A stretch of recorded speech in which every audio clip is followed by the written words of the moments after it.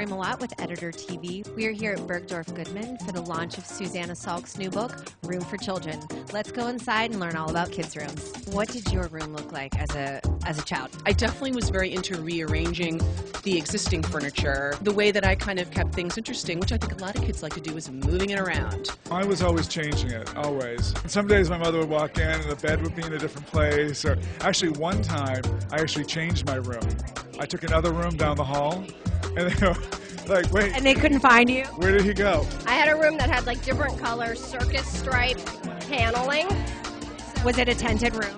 It looked like a tented room, but I grew up in a church, so every room was a little dark, and my mom had to do what she could to make it bright and light. If you could go back and redesign your room as a kid, would you change anything? I loved my kids' room. I actually had a trampoline in it. Were there any accidents? We were covered in bruises and scabs, but nothing serious. When I was little, I had an all-white room with bright green lacquered doors. If you could go back in time and decorate the room you grew up in, what would it look like now? It would be all white with apple green doors. Once I was old enough to, decorate for myself, I went all black. And no Southern girl really had a black room, so my mom was courageous and brave to let me do that.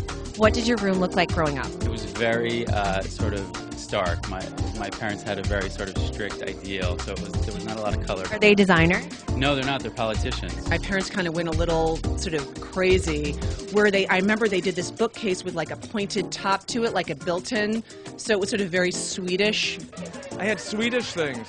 Swedish? Like Marimekko and Swedish trolls and stuff like that. We had a house on an island called Spezia on the beach, and my bedroom basically was just sort of this beautiful kind of rustic room with stucco walls and a beautiful painted bed and bedside table and chest of drawers. But the thing that was amazing about it is the whole house opened onto a veranda. I had a donkey and 3 dogs and a rabbit.